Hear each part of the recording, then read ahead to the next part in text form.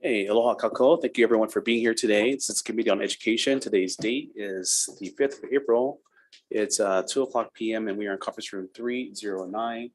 I guess about a couple years ago in 2019, there was a large group of community stakeholders that got together and they said, what are some of Hawaii's most entrenched challenges?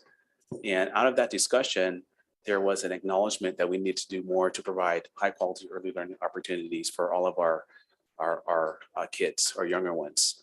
And particularly, it was identified that if we're able to do this, then it would help out our families because we know that daycare, preschool, pre-kindergarten is the second highest cost driver, only second to, of course, what you would imagine, affordable housing.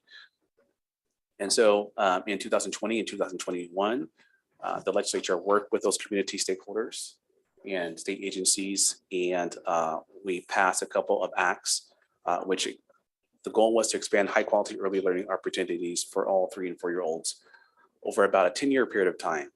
And we have with us today the Department of Human Services and the Executive Office of Early Learning. And so if we were just to pass those bills just for the sake of helping our families financially, that in itself would have been more than sufficient.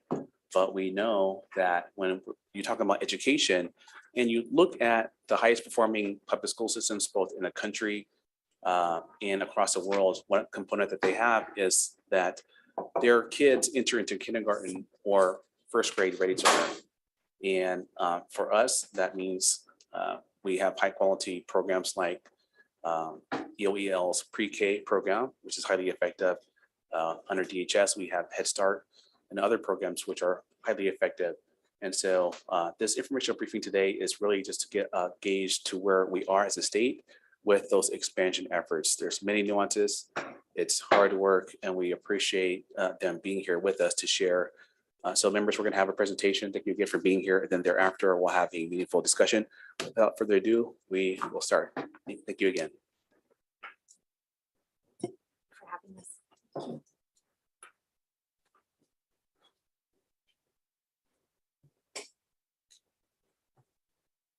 I'm Colleen Momohara. I'm with the Executive Office on Early Learning. I'm serving as its interim director for now.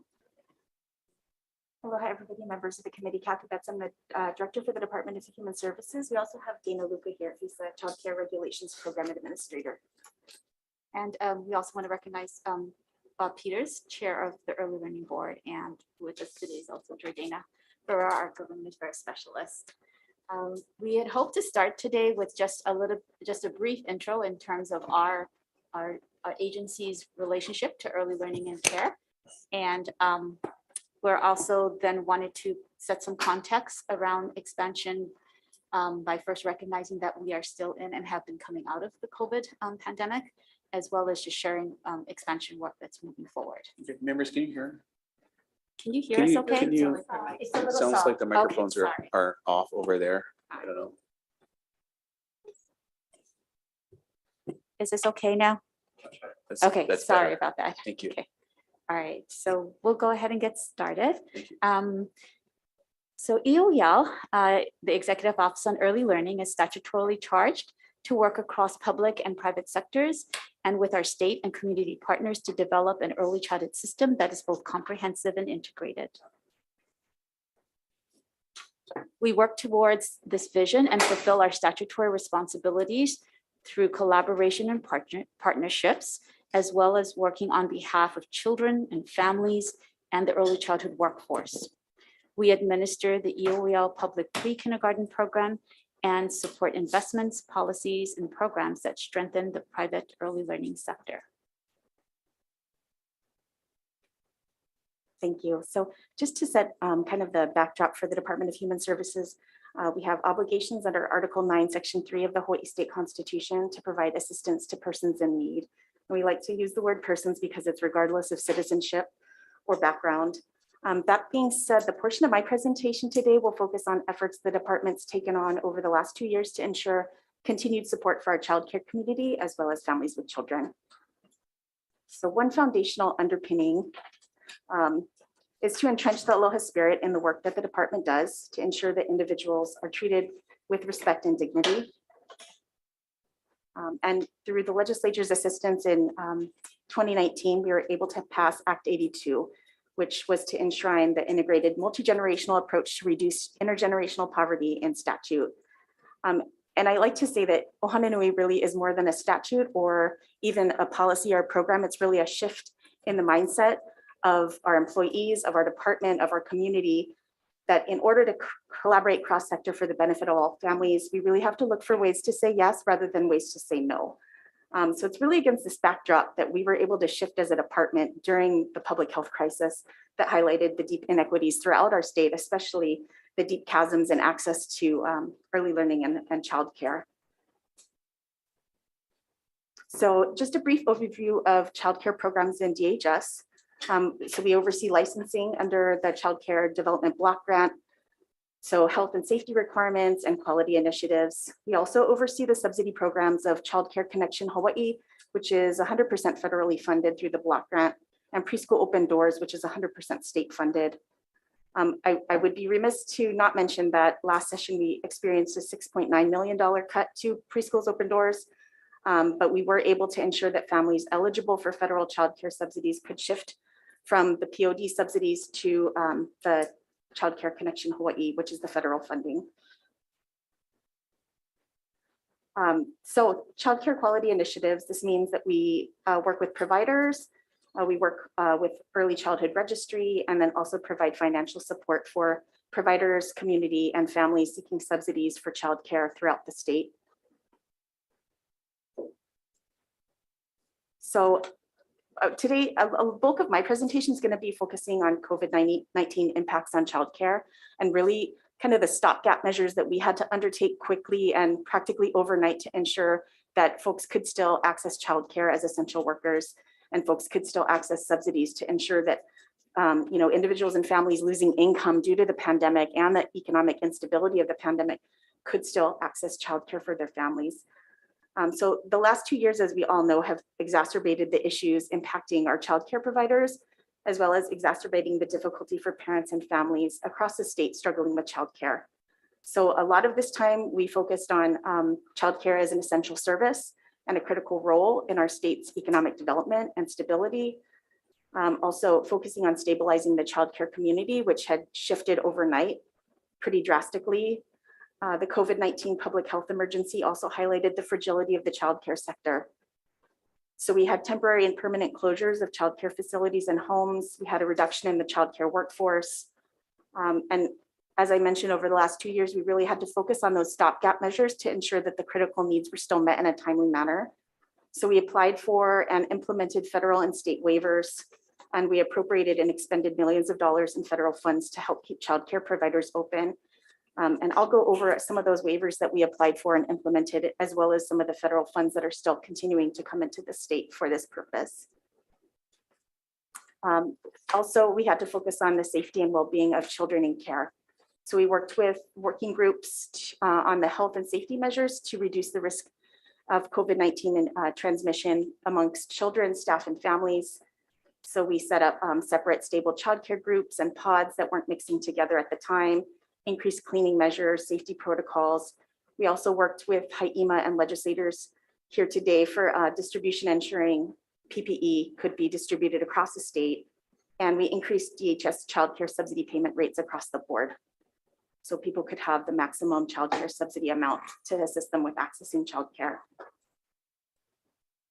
So you can see here, for state fiscal year 2020, here are the providers that were still open at that time. Today, current pandemic, February 2022, and the percent decrease. So you could see that we have lost regulated childcare providers across the state. However, at that same time, the demand has increased for childcare. So we're in, we continue to have to deal with the predicament of less childcare providers and an increased need for childcare. So the next slide, you can see even towards the beginning of the pandemic, we've experienced an increase in demand for childcare up to the present moment.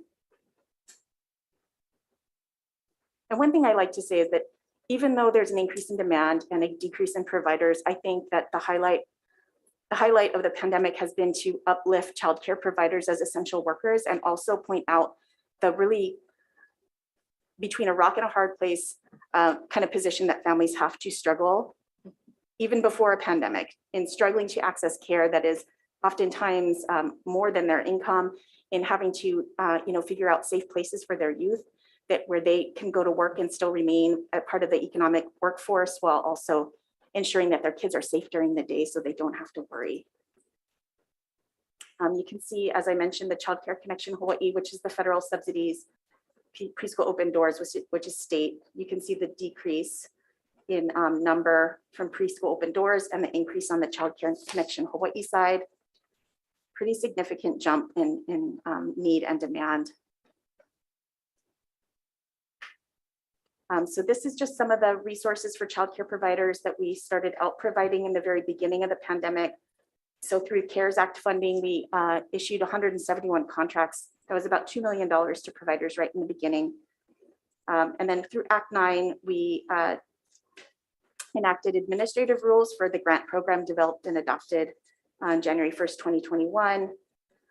Through the first round of federal funds, we worked with Hawaii Community Foundation to provide about $11.3 million in grants to 115 providers across the state.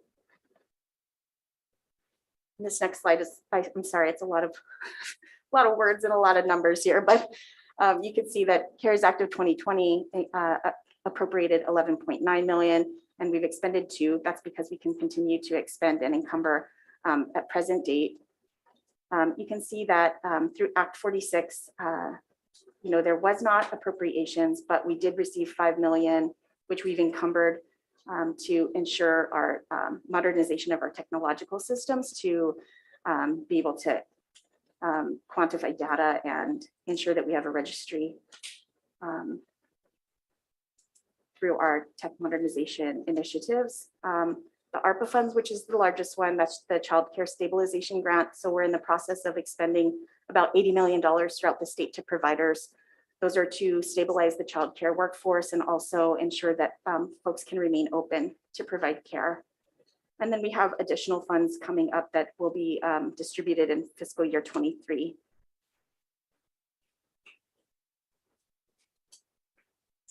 So more initiatives that we put into place to ensure access to childcare. We temporarily increased the maximum DHS childcare payment rates. So these are the amounts that we were able to increase. Also during lockdown or when folks were at home, we allowed childcare subsidy assistance during school day hours, which generally would not have been allowed by the federal regulations in order to ensure that folks had childcare during distance learning times.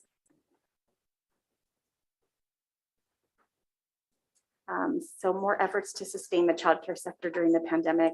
You can see that pre-pandemic, we were spending about $10 million on these subsidies, and it's about 31.7 million presently. And we also suspended lots of eligibility requirements. So we disregarded income limits for those affected by the pandemic, disregarded income limits for those who are considered essential workers, and we increased childcare rates dependent on the type of care.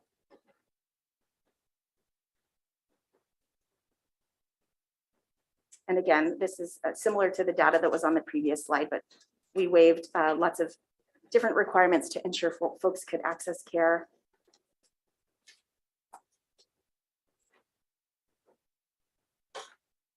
So for preschool open doors, we extended the application period for an additional 1.5 months.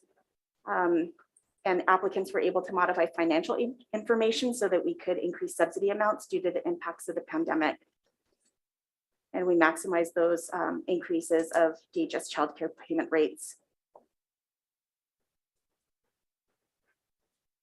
So some of the challenges, as we mentioned, and as we all well know, as many of us are parents and childcare or family care providers for our own families, that implementing the vision of Act 46 is still top of mind for us, and it's a priority.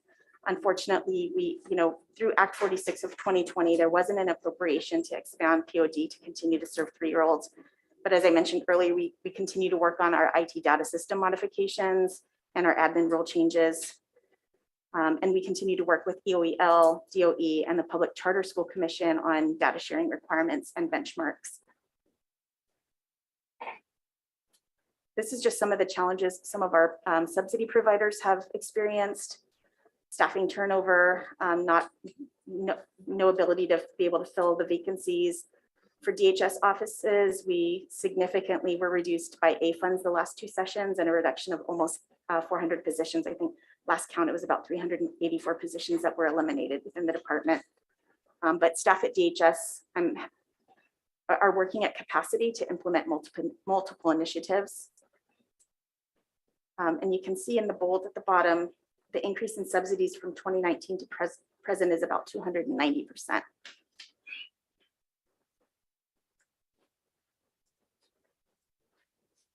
So moving forward with Act 46 efforts, wanted to share this slide with you that to really reference through 4 arenas of work. In addition to facilities, key arenas of work related to expansion have to do with current program expansion and maintenance. The integrated or going to end up being more of a federated data system, but a data system to enable effective collection and use of child data and program data, as well as to inform effective production and use of research. A third arena is around knowledgeable and supportive workforce that is intertwined with a system of program support for continuous quality improvement and the ongoing community stakeholder engagement. And we'll address all of these in the upcoming slides. So we want to emphasize that we work in partnerships across the system. In Hawaii, the work on behalf of children and families are embedded in different entities, within different entities that rely on partnerships in order to grow and strengthen our system. And we recognize it's essential that we collectively address the issues and barriers related to expansion, pulling on our assets and strengths as we carve out plans for Act 46. As we move forward in our planning, we do want to mention that we do have solid grounding in the Early Childhood State Plan, and as well as corresponding implementation plans. And we recognize that our collective engagement in this work and anything that comes out of it should not only be aligned, but derived from the good work that has already been done in the community in building on these existing plans. So for starters, in terms of expansion, one area that we have program expansion and control over or purview over is the expansion of the EOL public pre-K program. Within EOL's scope of responsibility, this program is implemented in partnership with the Department of Education. This is really just sharing with you a timeline of where we're at right now, what we've been working on. That currently we are accepting applications from the DOE schools that would be interested in opening up an EOL public pre-K classroom in the next biennium. After the application period closes, we'll spend some time visiting the interested schools to get to know them, as well as them having an opportunity to understand what this involves in terms of participating in the program. With this knowledge, we'll begin discussions with ELB on our budget requests, the Early Learning Board that is, and decide how many classrooms we'll be requesting for the following biennium. Working simultaneously to the budget process, the DOE and EOL will prioritize those interested schools in preparation for the legislative session. And we will work with legislators and hope that the economic climate is right for requesting classrooms for the next legislative session, during the next legislative session. We hope to notify schools thereafter and which classrooms will be set to open. As customary with our public pre-K program, we'll start the first year of the biennium with an induction program for those schools, and then the classrooms themselves open up in the 2024-25 school year. So expansion involves working with the schools to prepare for the opening, including school level classroom positions, and the support positions within EOL to continue to implement the pre-K program as we scale up. So this slide just shares a little bit about the components of it and the positions that would be involved that we would need to request. On the next slide over, this is just an estimated cost for 20 to 23 new classrooms, with the number of classrooms here noted solely for the purpose of providing some context and perspective related to expansion costs. So this is what we'd be looking at if we were in that ballpark of expanding about 20 to 23 classrooms.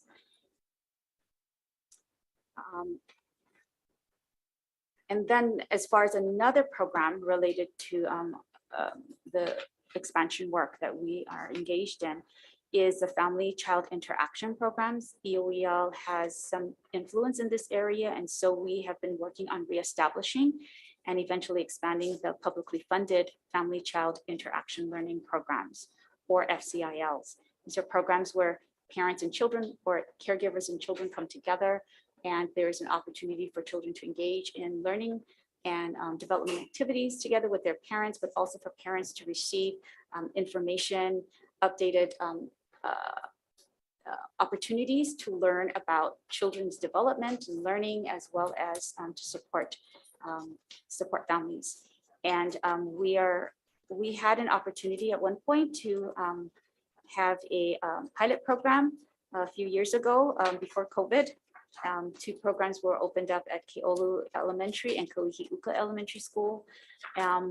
Unfortunately, we couldn't continue that given the pandemic, but we have recently been able to, with the funds that we have, started up a request for proposals for two DOE campuses, Nanakuli and Kailua, which have expressed that they have space for the coming couple of years, that they would be interested in hosting an FCIL program. So we're grateful that we can do this, and we're excited and looking forward to expanding more in the coming years, because this will also open up opportunities for families that maybe choose not to have their children in a program per se, but would like them to be with their caregivers and then attend. And these, of course, are children from birth through kindergarten entry. However, it does include the 3s and 4s. So shifting from some of the program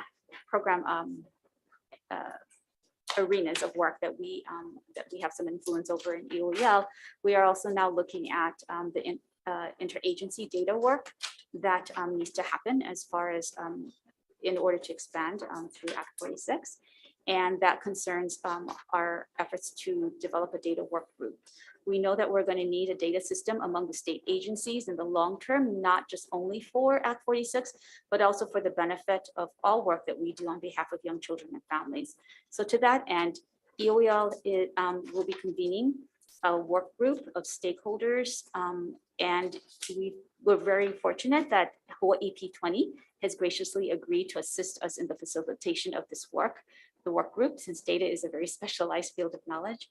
The data work group will be composed of 12 to 15 individuals, and the key personnel from state agencies included in Acts 46 and 210. This includes DHS, DOE, EOB, EOEL, Charter School Commission, as well as Hawaii P20. In compliance with the requirements of the Acts, this core team will have the task of establishing and executing a data governance program within which the data is standardized, collected, securely stored, analyzed, shared, and used while ensuring the protection of individual privacy and confidentiality. This group also needs to develop a memorandum of understanding and data sharing agreements amongst the agencies. Another responsibility will be to identify the monitoring and communication process to report the progress of meeting the goals and objectives of the Acts, and then supporting the collaboration and coordination among state agencies, public and private early care and education providers, and the community members with regards to data. And so we'll be providing more updates on this in the coming months. So as we continue to stabilize the childcare community, we look forward to furthering the intent of Act 46 and Act 210. To that end, we've entered into a 5-year contract, as I mentioned earlier, effective January 2022, to modify our existing IT systems for data collection and reporting. We're also strategically meeting with stakeholders presently to determine best ways to increase childcare seats through 2 new federal appropriations. That's the CRSA, in which we were appropriated $33 million, and the supplemental block grant through ARPA, which we have an additional $50 million, which can be expended up to September 2024. And the focus of those efforts will be on startup grants for childcare providers, increasing infant and toddler capacity, shared services to support providers across the spectrum, workforce subsidies, and increased childcare subsidies to the families most in need. And this third arena of work has to do with workforce and program support. We have partnerships that have been working together for a while, different entities that have been doing work already. And some things we just want to highlight is Professional Learning Institute that is we do with the University of Hawaii, as well as we have begun our work on a literacy plan, early childhood literacy framework with UH College of Ed, the DOE, and Hawaii P20. These two in particular are important for pedagogical leadership, as well as support for the workforce, as they need opportunities to grow themselves in their educational practices, and also to provide opportunities for folks who are going to be joining or coming into the workforce, as well as those who can eventually take on some leadership roles.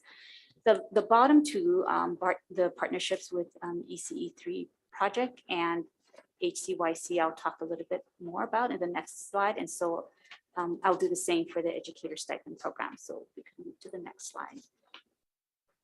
So wanted to share with you that there's a partnership going on between EOEL and DHS and the UH College of Ed programs and the Hawaii Careers for Young Children.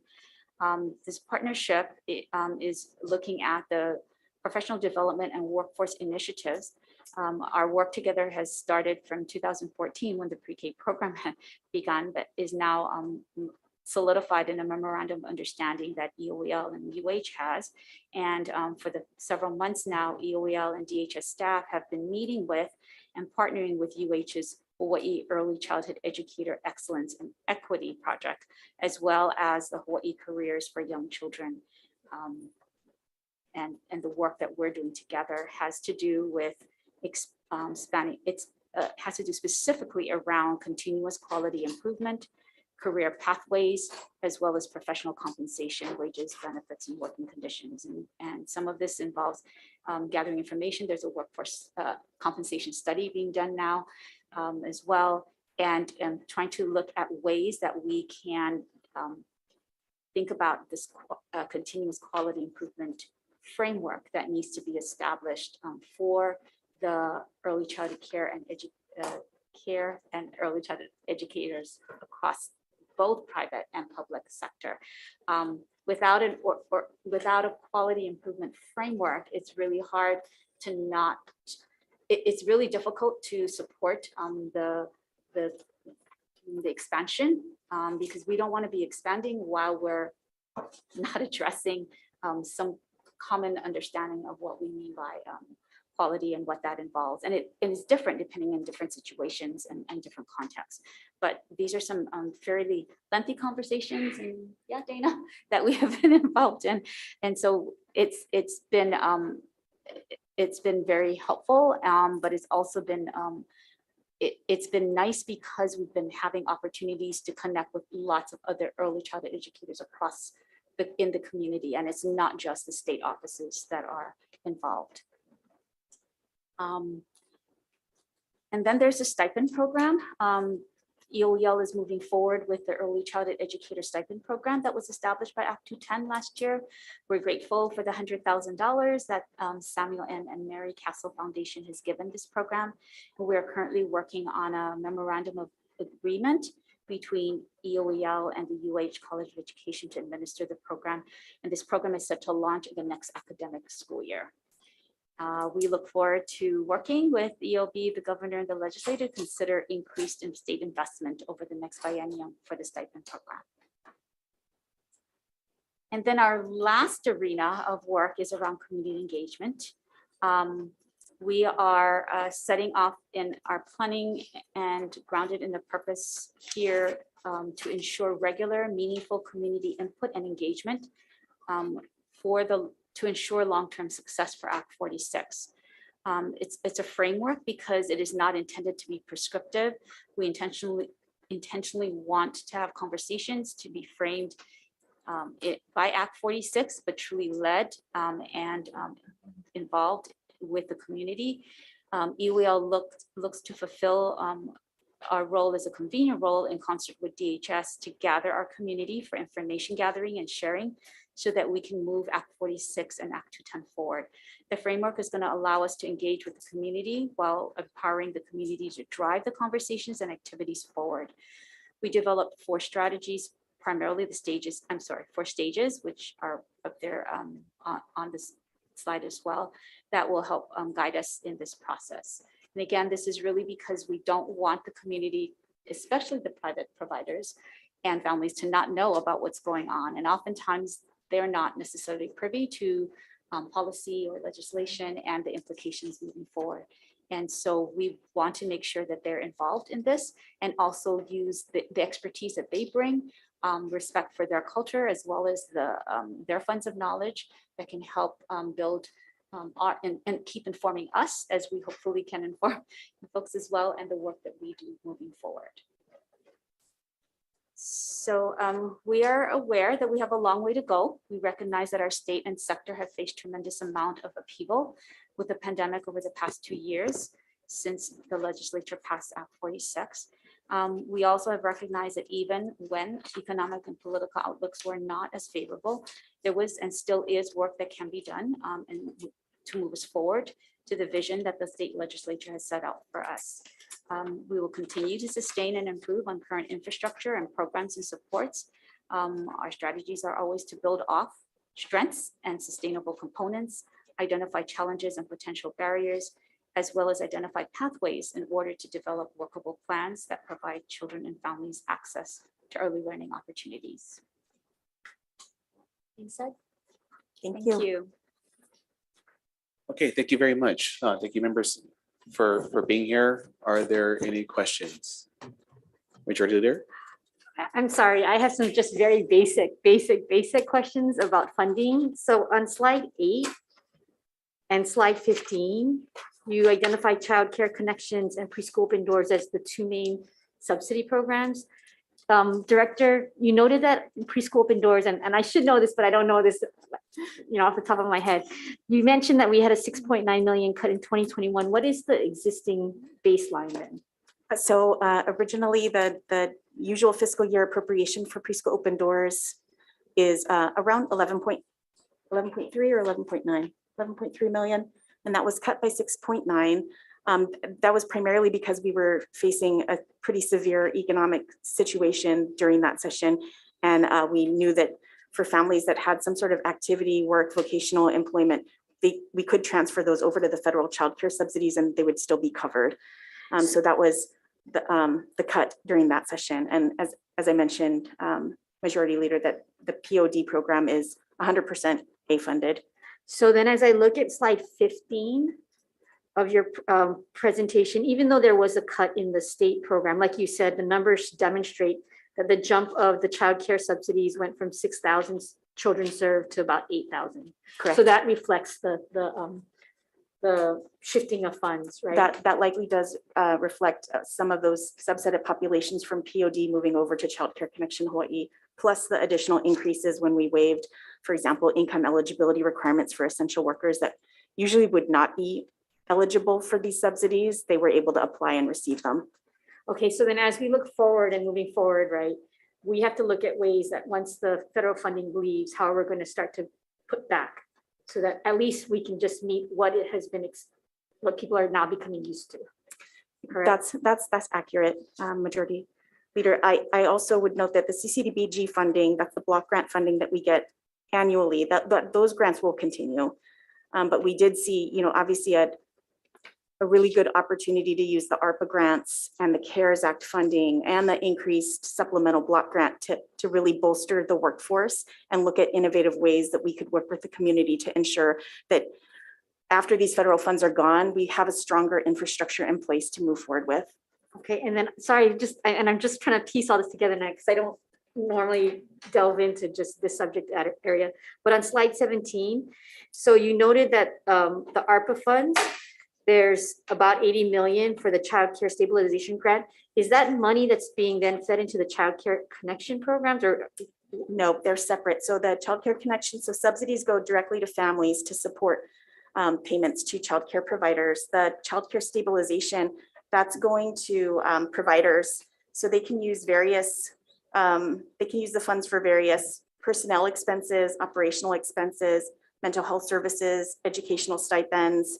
They can increase provider payment rates, et cetera. So it was really, that funding was really meant to stabilize the childcare community because we did, obviously the federal government had the foresight to understand that there was a major crisis happening. And then that 80 million is going to go all the way through 2023. I mean, 2025. So that one, the childcare stabilization grants, that program ends March 31st, 2023. So we have just present day, we've approved about 31 million for providers. We've approved 259 grant applications, and there's about $38 million award pending. Okay, and then something not captured in all of this, but one of the major, I think, accomplishments of the federal government was the child care tax credit that all families seem to get. Have you guys been able to track the impact of those funds to actually go to childcare? I mean, and it's kind of unfair to ask you this, but I think that money flooding the general system and being applied to families with children, my hope is that some of that did actually go into childcare so that we would see it out there in the market. I don't have that information, but I have seen lots of reports that that the child care tax credit has been able to, it's been successful in uplifting families living in poverty, which is one of the huge, you know, that was really one of the purposes, was to assist folks with childcare expenses and other expenses related to having children to uplift families living in poverty. So all of this money that was helping, and I'm not saying that it's going to still be there. We have to figure out moving forward, how do we replenish those funds? Correct. With state support or whatever, right? Correct.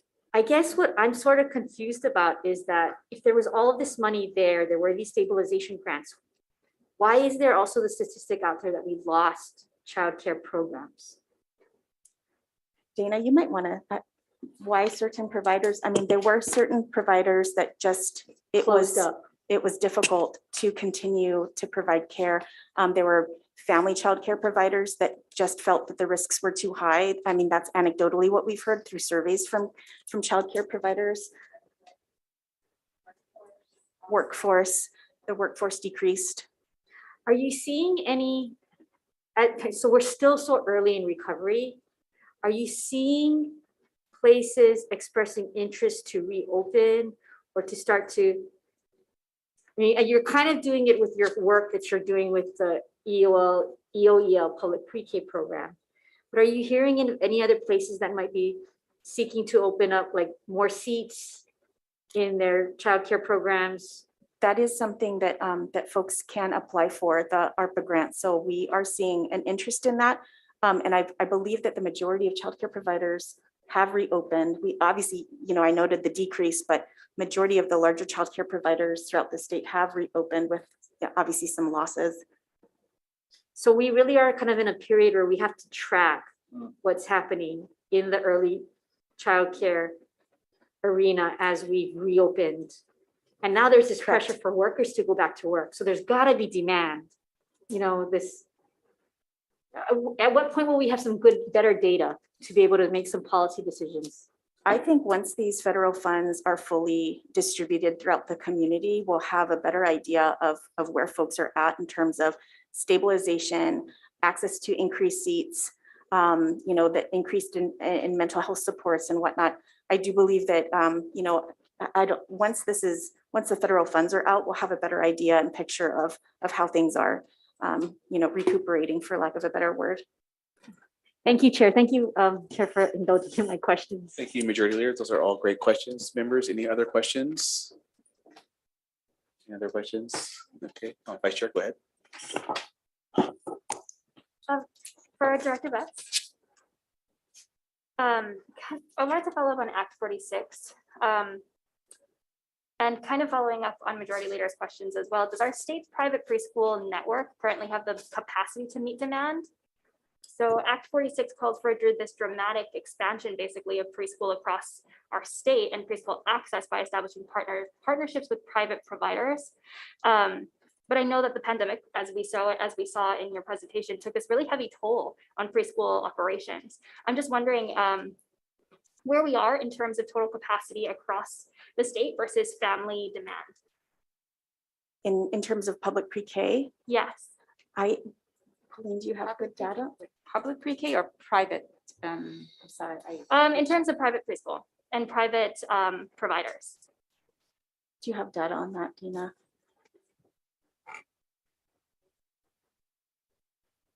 Do you want to?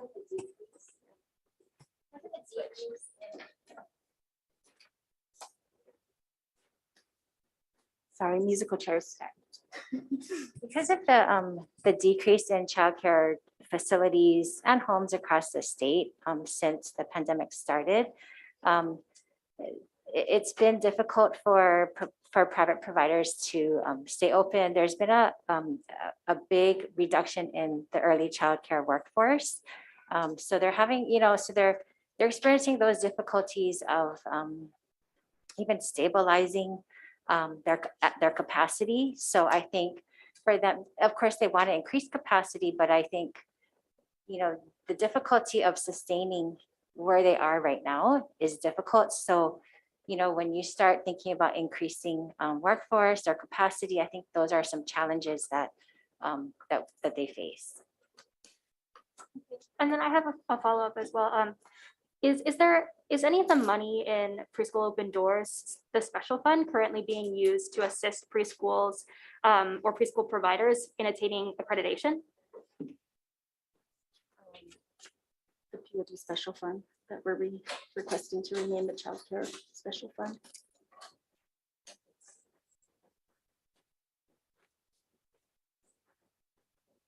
I don't believe that it's helping with accreditation efforts. Okay. Right? Okay, thank you. And then I actually have a question for EOEL too. if you don't mind.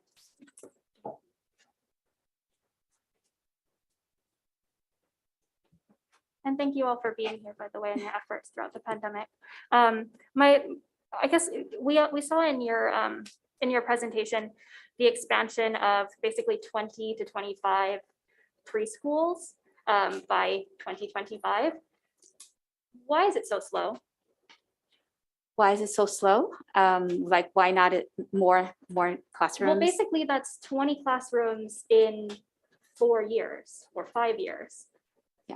So over the past, we had hoped to open up classrooms when the pandemic, the pandemic hit, because we usually look at things in the biennium for the next biennium. So in 2020, we had gone through this process too, and then had to tell schools to be on hold because we couldn't expand because we're shut down and there wasn't any space. As far as moving forward, and in terms of why can't we just open up all at one time? I mean, open up more? Is that kind of the question? Yes. Okay. So several things come into play. Facilities at DOE schools are one of them. The pandemic has made it a little bit more complicated with the facilities issue as well. So that's part of it. But aside from it, even when if there was no pandemic, there are less than 180 elementary schools statewide. Even to move forward in all of that would require they all have classroom spaces, which they don't. They also, and if they do, it might not be classroom spaces that might be appropriate for young children. Other big factors are that for the school themselves, the way the whole process works for pre-K, the principals themselves need to apply. They need to want a preschool on their campus. It's not that they don't want it. It may be because they don't have the space for it, or that's not something that they are looking at within their scope of their school initiatives. So facilities is one piece, but also in addition to that there's workforce issues. The public pre-K program requires teachers to have specific educational requirements. That is not always easily addressed. There are it's not that there aren't people out there, but it may not be as easily found because the early childhood workforce is struggling to begin with in the private sector as well as the public sector. I guess my question just really is though that EOEL was created to replace junior kindergarten, and junior kindergarten at one point in time served close to 5,000 students statewide. So, I mean, do you ever envision EOEL getting to that point within our DOE schools? And months ago, I asked you for whether or not you had a conversation with DOE about what spaces do they have available. Yes. And and Bob may want to add to this too, but EOEL specifically, it wasn't necessarily to replace junior kindergarten. It certainly was to look at the public pre-kindergarten program. The junior kindergarten programs there were with the Department of Education. I certainly don't want to speak for how that happened or how that transpired. But we don't have purview over the Department of Education. We cannot tell a principal, we don't have authority over DOE. So if the principal does not want a public pre-K on their campus, we cannot make them open basically a program on their campus. So I just hope that you folks maybe can be not necessarily more aggressive in working with the DOE, but really trying to pull them into the fold as well when we're talking about public preschool. Because I've toured schools across my district that have preschool space open and ready. They're just basically waiting. And if they are, we have received, we only go with the applications that the principals send us. So we'd be glad to talk with you about what those schools may be and if they did submit applications for it. We have in that first, I would say even in that second, in 2017, 18, when we asked for applications, I think we got probably less than 10 applications from the Department of Education schools. And it's not that they don't want it. And we're working very closely with them right now as far as looking at opening up more and more programs. What I can say is that we cannot just go onto their campus and open up. They need to let us know that they're interested and we reach out to them. So we just sent out a mass email to everybody asking for it. And so if we can get them to apply, that would be really great.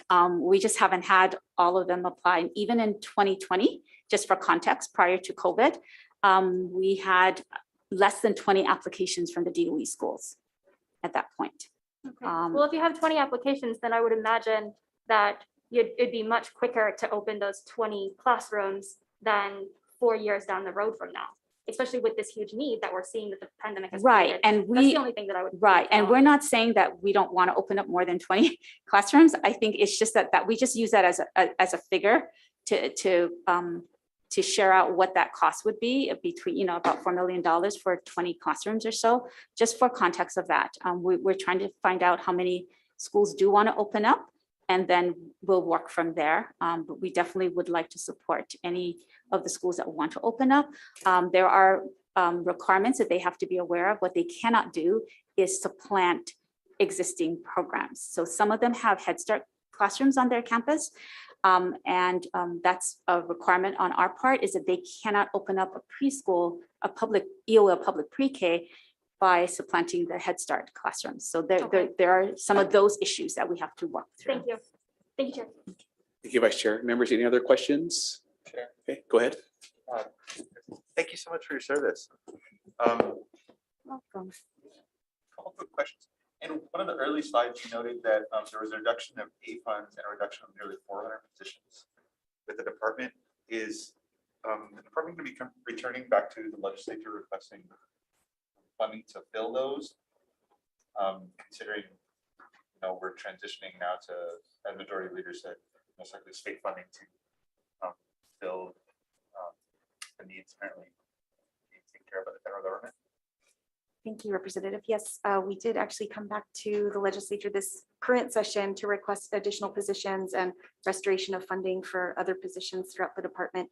One of those requests was for 25 eligibility worker positions in our childcare programs office, which is Dana's office, to take in-house our subsidy programs. So that's something that still continues to, move along within this legislative session right now. And also, you noted that the department's disregarding income limits for a variety of programs and for essential workers. When will those expire?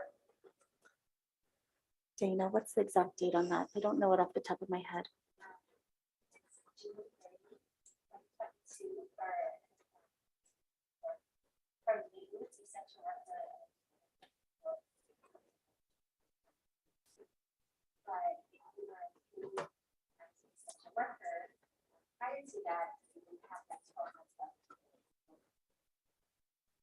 And we're also looking at the CURSA funds and the supplemental block grant funds to kind of bridge that gap so that nobody falls off of subsidies drastically, so that we can continue to support families that have essential workers. So that is something that we're planning to use the future funding on as well.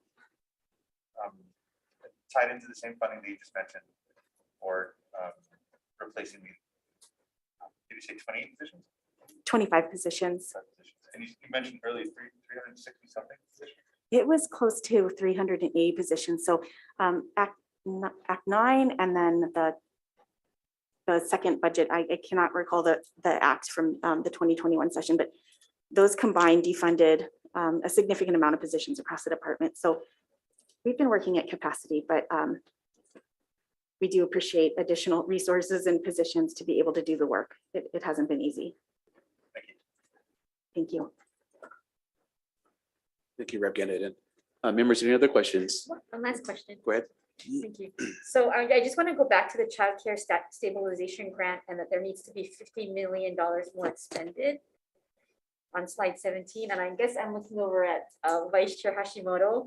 When we worked on trying to make sure that the housing funds got expended, we had to really kind of continue to follow up because we don't want any of that money to lapse. Is there a sense, first of all, how many providers does the 30.2 million affect? So Majority Leader, you're speaking of the childcare stabilization, the ARPA grant funding, the nearly 80 million. So as I mentioned earlier, currently we've got 31 million approved, 259 applications approved, and awards pending is about 38 million. We don't plan on lapsing any of the funds. We've partnered with a private contracted provider to ensure that we get these daily dashboards of how much is expended. So we're able to check this every day. I mean, every other hour if I wanted to see the progress in grant awards and applications. And then we also did a pretty significant public outreach campaign, EOEL assisted, as well as ELB, to ensure that all childcare providers in the community knew that they were eligible for these funds. I don't recall how many applications total out of the entire provider community applied, but it was a significant number of providers that actually submitted their applications. So we're in kind of a rolling process of expending the funds right now. Okay, I guess, 2023 is right around the corner. And it's great to hear that 38 million is pending, but what can we do to make sure that just starts moving? Because I think for the providers out there, they've done everything that they have to do if their applications are in with you folks. So how do we get it to move faster? And I know you can't answer it now, but I think the pressure is on DHS, BESD, whatever the bureaucracy is that has to move this. Please move it, because if you're sitting on $38 million of ARPA funds that can get out there, there's nothing we can do. You guys have it. Let's get it out. Just that would be my pitch. Sure thing. Yep. Thank you. Thank you. Thank you, Majority Leader. Members, any other questions? Any other questions? Okay, no, I have some questions. First for DHS, and thank you all for being here. Mr. Chairman, Peter, thank you for being here as well. First, you mentioned early in the presentation that there has been a decrease in number of seats. I know you spoke a little bit about why that is, but if you can pinpoint what are some of the primary variables as to what has led to that decrease, what would they be? I think as Dana mentioned, reduction in workforce. Folks that just did not want to incur the risks of being open during a pandemic. There were folks, especially in the childcare community workforce that could potentially make more money applying to a big box store and receive benefits versus staying in the childcare workforce. As we know, wages are not the highest within that economic structure. So I think that higher wages and ensuring that we have a proper pathway of workforce development to provide care in these facilities is important. But I open it up if anybody else has thoughts. So reduction of workforce because of wages and also not sufficient operationalized pathways of advancement in the field. I believe that's that is two of the reasons. Also, we saw a reduction in family child care providers. You know, those are less than 5. So I think that folks saw, you know, obviously people had different levels of risk and cautiousness during the pandemic. But we did see family child care providers that just, you know, there was I think in the very beginning, the Delta surge, we saw, I mean, we were getting notifications of positives in different facilities and people were scared. People were worried about their families getting sick. They were worried about their kids in the home getting sick. And so there was, I think we saw a decrease during that point in time as well. Luckily, we got past that surge and we were able to, you know, offer more PPE and testing and whatnot. But, you know, I think at the end of the day, we are all humans and we are all very cognizant of the risk that the pandemic had on our families. Thank you for that. And also you mentioned that you leverage well, federal funds for Child Care Connect. You said it's 100% federally funded. Is that funding, that federal funding, is that done through a like a formula allocation, or is it a competitive grant? That's formula block grant. Oh, So that's the those are the funds that come through CCDBG, which is the Child Care Development Block Grant. So there's no way really to increase that funding if it's done through formula. Act of Congress, really, but just an act of Congress. So it's similar to the Head Start funding, to where Hawaii gets a certain amount of money for that particular program every year. Correct. However, Congress has been looking at, in their reauthorization of CCDBG, they have been looking at increasing that amount. That's how we received the supplemental CCDF grant that we're looking at using to further stabilize childcare. So, you know, it's unfortunate that the Build Back Better bill did not move as far as along as we thought it would be moving, but, you know, we still have hope that there may be additional federal funds coming down the pike in the future. I think that it's very similar to student loan debt across the nation. I think that our congressional representatives are very aware of kind of the fraughtness that we leave people in when there's not increased funding for childcare providers and families, and also looking at student loan debt and reduction of that. That's something I feel is top of mind right now in our capital. Thank you for that. And just to piggyback on some of the discussion about, you know, spending down some of these funds, we know that there's not that much data out there as it relates to states spending some funding, but what data is there? We know that actually across the country, states are having challenges spending down those ARPA funds, the CARES funds, and some of that is because it's obligated, but it's not spent, and so there's no way of really knowing that. But in other cases, as we're discussing, it's just because it's not really appropriated to a specific purpose as to yet. Have you looked at what other states are doing to make sure that they spend down those funds? I did originally when we were first receiving the ARPA grants, just to see what other states were doing, to see if they were doing anything innovative, creative, what vendors they were working with to get the money out. But recently I have not. I think we've just been hyper focused on getting the funds that we do have out. I don't know, Dana, have you seen any other states?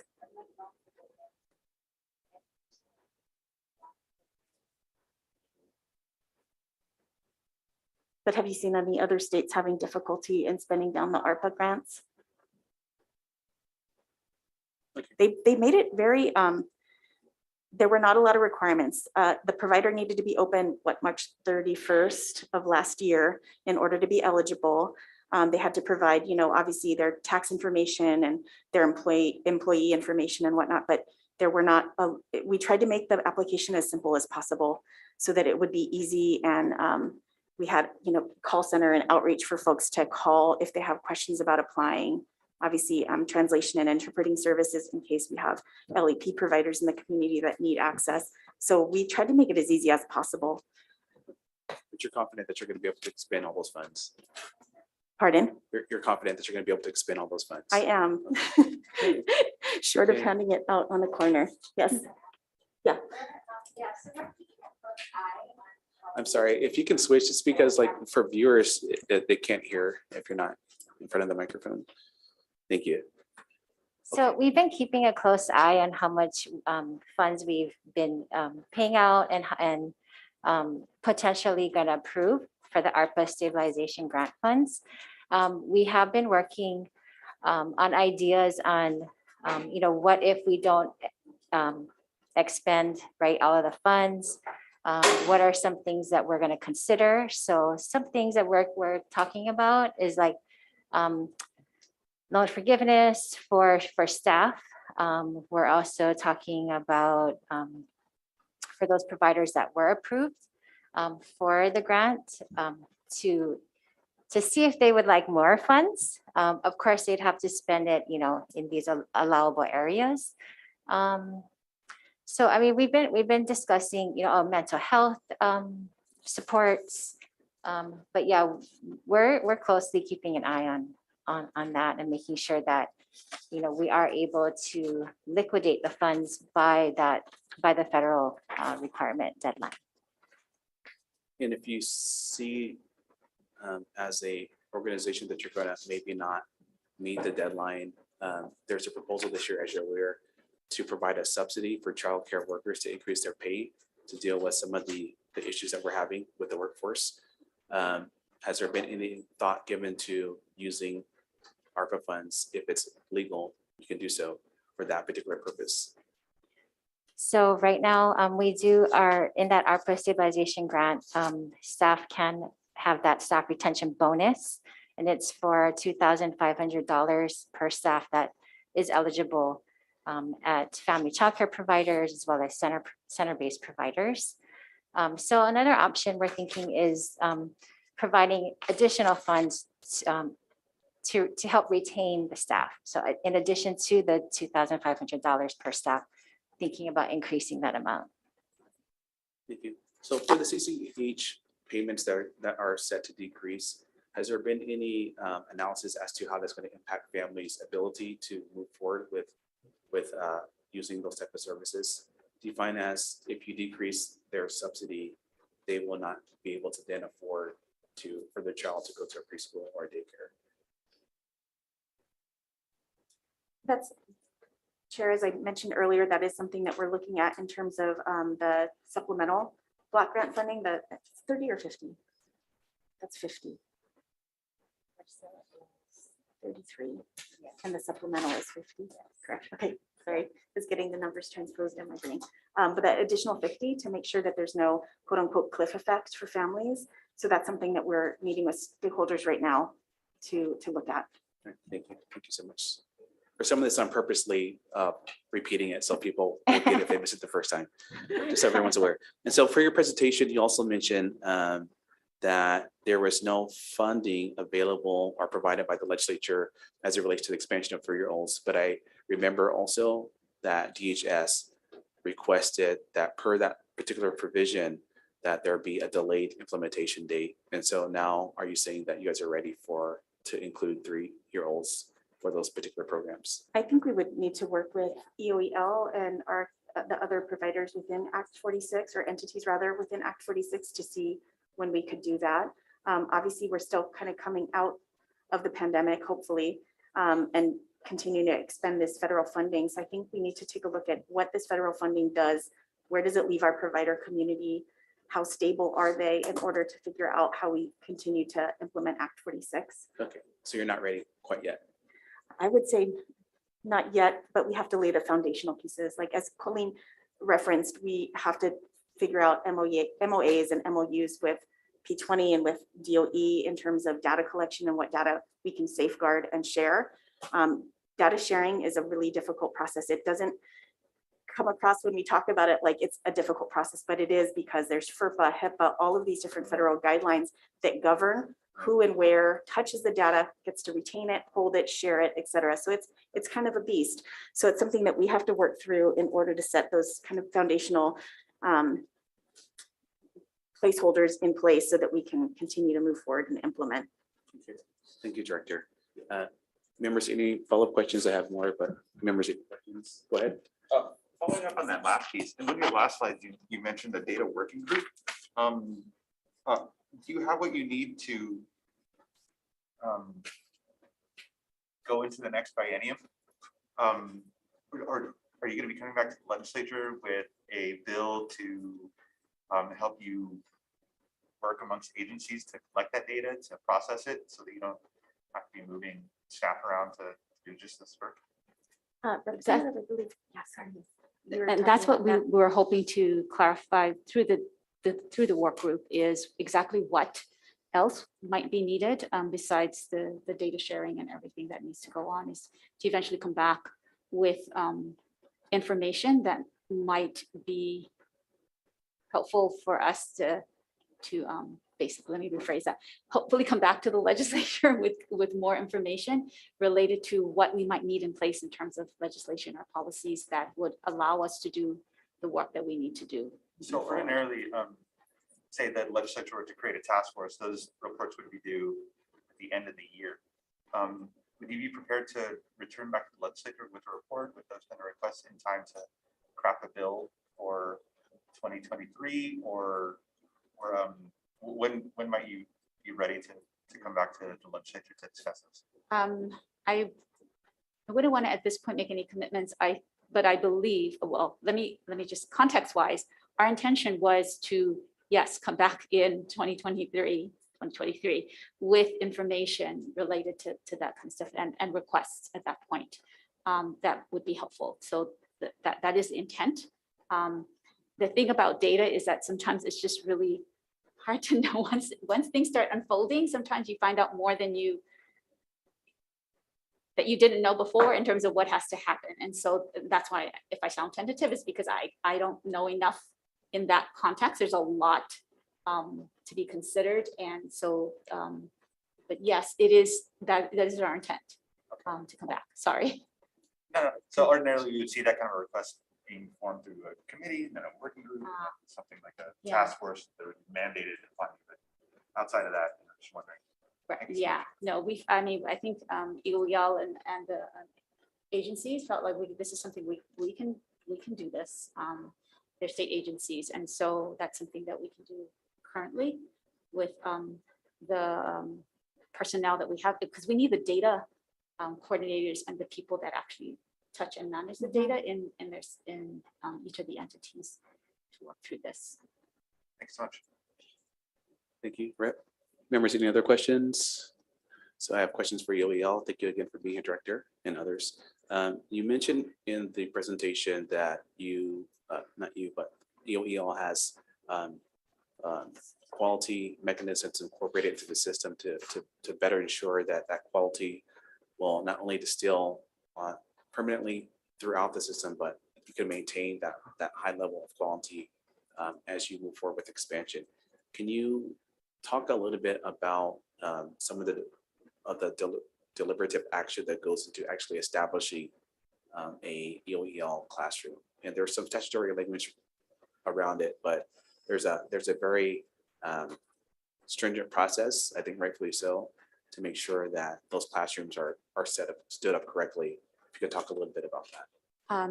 And this is just within the context of the EOL public pre-K classrooms, because these standards are not necessarily ones that would transcend to private sector. Yes, and that would be more around our continuous quality improvement that we're trying to work on with other entities. But for the public pre-K program, there are structural quality expectations. Some of that has to do with the educational requirements of the teacher and the educational assistant that's in the classroom. And then we also have the ratios and the class sizes. There are things that we need to address in terms of facilities because of the children and their age and what they need in terms of safety and health. And then there's also part of what is built into the program is the requirement for the schools to participate in a professional learning supports. And that's because quality doesn't just happen because people are there. Quality happens because there's continuous sustained quality improvement practices in place. Some of the components related to quality in terms of process quality standards are connected to the nature of the interactions. And as simple as that sounds, it's a really powerful thing. The quality of those interactions between the adults and the children are actually ones that can be measured and can be assessed, and they are at the core. And what we know from research is at the core of how effective that program is going to be, and the long-term ramifications for children in terms of sustaining the way that they think about and approach learning, as well as relationships with other people and language development, cognition, all of that. There is requirements in terms of curriculum and instruction that it be developmentally appropriate. There are program standards related to family engagement. There are program standards related to the quality of even materials in the classroom, as well as how those classrooms are set up and how that day flows, because that is a very different mindset from what most elementary schools have been used to. So junior K, for example, was just a grade level there, and schools sort of managed all of that. The public pre-K program is coming out of early childhood education, and so the perspective of how that program works is based upon a lot of in-depth understanding of the science of child development and learning, which is based in brain science. And so there's a lot of changes in mindsets in terms of teachers. Their assessment practices are very different than what typically you might see in the elementary programs. They have to know how to observe kids and need to know what to look for, and then engage in conversations with kids to push upon or challenge or help them understand more of what's going on. And they need to involve families in that assessment process as well. So there's the formative assessment pieces that are there, as well as just the overall educational practices that teachers have to go through. So there is this constant, there are coaching components that's embedded, professional learning communities that's embedded in the program itself. And we're currently engaged in an evaluation study of the professional learning supports that have been in place with the public pre-K program, and waiting to hear what those results have been like, or what the results and the findings are, which at this point we were told are very promising and exciting for us to know that there has been positive impact in terms of the way that teachers see themselves and the way they see their work with children and their continuous growth, as in addition to the administrators. So the administrators also need to participate. So professional learning is a huge standard of practice in our work as well. Is that what you were asking for? That's Sorry. sufficient. That all. Okay, is thanks. I very wasn't highly sure effective program. where to go with it. Sorry. We get it. We get it. No, I'm just kidding. Okay, moving on. The last slide, the slide where you had like 4 puzzle pieces, and you said, these are the various components that we're working on right now. But what are some of the actionable steps or processes that are happening right now that are going to lead to expansion of these early learning opportunities? The actionable things are for us right now, it's within the EOL public pre-K program, where the classrooms will open up once we identify those schools, and as well as opening up the family interaction learning programs. So those are more of the concrete on the ground pieces that are going on. The other things that are more in line with the infrastructure building that is happening, and that's around the building of the workforce. And the building of the workforce is going to require ongoing work, which is what the stipend program will provide, is that continuous opportunities for people to access their education, because some of the private providers don't make the kind of money that the public sector does. And that's also in terms of how to look at that kind of compensation study. The other thing that we're looking at too is this continuous improvement framework, where we can start thinking about, so how is it that we're going to, in our efforts to work together, what is quality going to look like, and how can we partner with the private providers to provide them with the kind of supports that they might need. And some of that is why we're having some of this engagement opportunities. But there's a difference between saying, here's what you have to do and go do it. So like credit, they have to be accredited. In the private sector, they have to be accredited. That's not the case in the public sector, but just telling folks that they have to be accredited is not enough. So backtracking from all of that requires, one, where are they at? Some of them are just barely struggling to get licensed for basic health and safety because they're just sort of coming out of the pandemic, and they're going to need supports. They're going to need people to help them understand what it's like to maintain the business structure of what they have going on, or they may actually need help with accreditation, because accreditation is a huge process. It is, and I know we shared this with Chair Woodson earlier, but the public schools, it is a massively major task event for the year when you have to go through accreditation.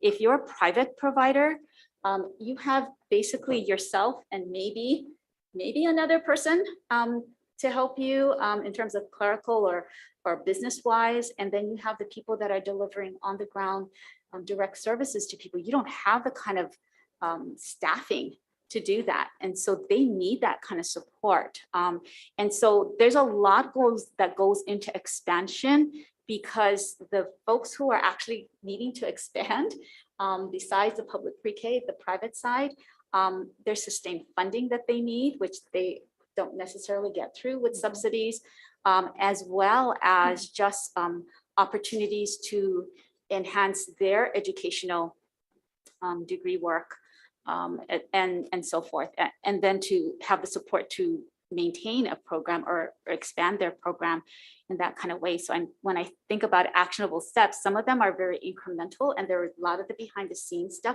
that needs to be built, because there's not a foundation yet that we can build upon that is strong enough to withhold expanding. One of the things, and Bob can maybe speak to this too, we just got off a webinar this morning on the mixed delivery across the nation. And one of the things that got emphasized was that we need to start off being really mindful of establishing the quality, the system of quality, and not just move into expanding and then finding out that we have programs that are not sustainable in terms of quality, as well as sustainable in terms of just the people that need to provide these programs. And Bob, I think maybe you might. Okay. So knowing all of this, especially from what's happening in the national landscape, we want to make sure that we are actually thinking through the pieces that need to be involved in building a system. And some of those things we mentioned in terms of arenas of work, especially on that last slide, those are really a lot of those big pieces when it comes to systems building. And we're actually trying to create a system that is not real. We have mixed systems, but it's not a mixed delivery system. And sorry, I'm not sure if I'm answering your question, and I tend to do this sometimes, sorry. It's Go good into information. the weeds more than you want me to, so I will Thank stop. you. No, it's good information. And we've actually seen what happens in other states to where they try to expand and they don't give any thought to quality. Then they're spending millions and millions of dollars, hundreds of millions of dollars trying to fix. And then it's a nightmare. And so we appreciate that deliberation in terms of how you said, we're not at the point to where we have the foundation to where we can support expansion. And that's what you're doing right now behind the scene. One of those components also is figuring out geographically where we need to stand up some of these portfolio of offerings. If you can talk a little bit about if that is happening. I think on the DHS side, there might be some of that happening, but on the OEL side, is there any action in that realm as of yet? Do you want to answer that, Bob? I think, sorry.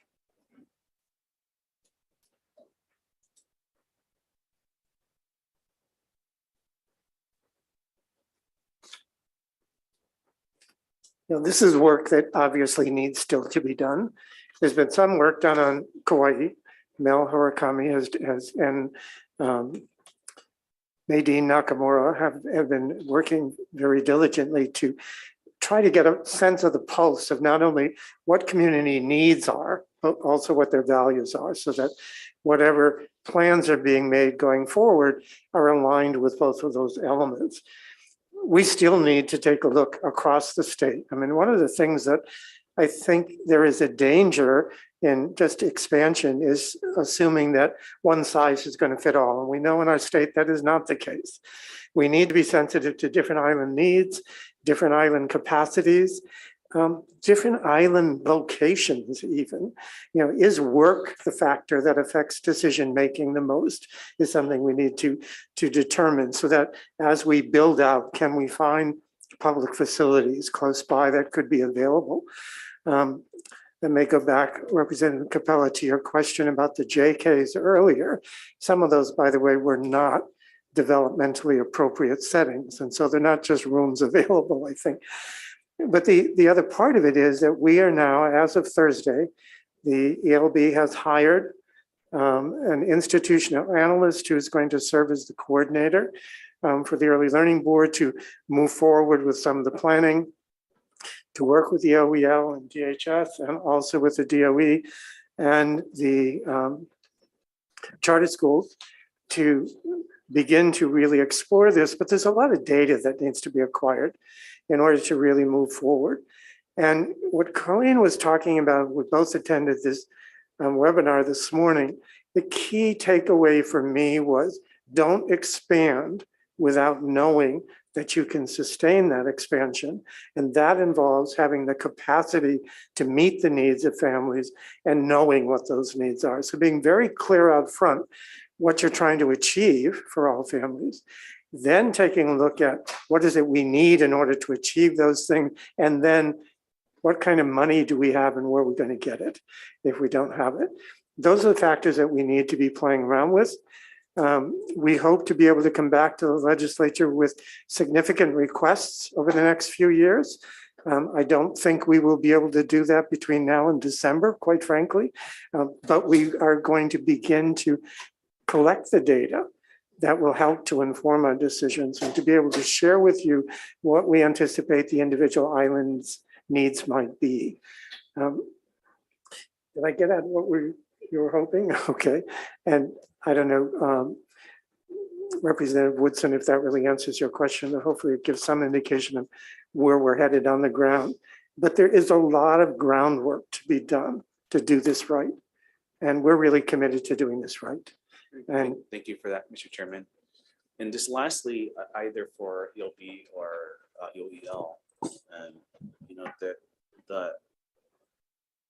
the two pieces of legislation, they speak to meeting this deadline within a 10-year period of time, 12-year period of time. I'm sorry, I'm having trouble hearing you. The two pieces of legislation, they speak to this expansion happening within a certain amount of time, about 11 years, 10 or 11 years from now. And so do you believe that we will be able to meet that goal for our kids? You're talking about the benchmarks. Correct. If we don't, I'm going to talk as me right now, as opposed to the chair of the Early Learning Board. But my observations are that if we don't do this through an effective mixed delivery system, we cannot achieve the benchmarks. As I stated, we really need to figure out how to make this workable on both elements, the public and the private. And the questions you were asking earlier about the private sector, a lot of the anecdotal information I'm receiving from people within the private sector is that they're having a hard time finding anybody to fill the slots for staffing. Not so much children, but for staffing, a really, really hard time. And so we've got to address that issue. We've got to figure that one out. And I think we also probably have to convince the private sector that they can expand, and they will have support if they do expand, both professionally and financially in some way for that expansion to really take place. Because I think many of them are really wary right now, having lived through the pandemic, and been, it's a slim margin of survival to start out with.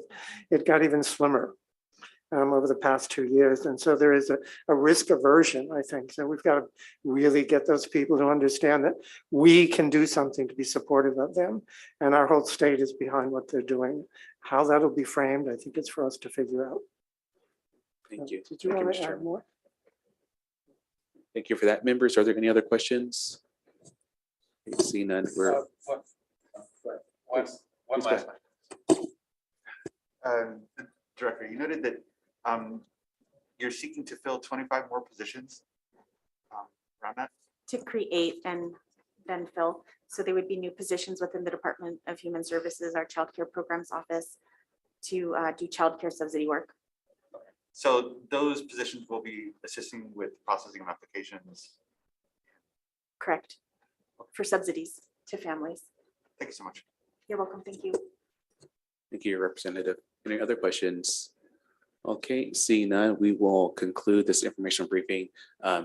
Thank you to DHS and EOEL and Chairman Peters for being here.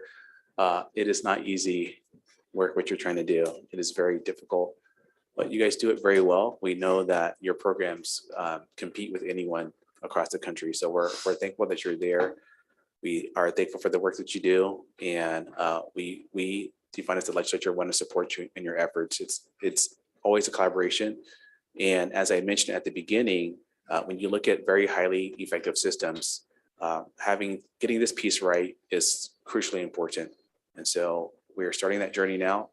And well, actually, you guys started it before. We're continuing that journey now. And we look forward to continue working with you. So with that, thank you. Thank you, members. Adjourned. Thank you. Thank you.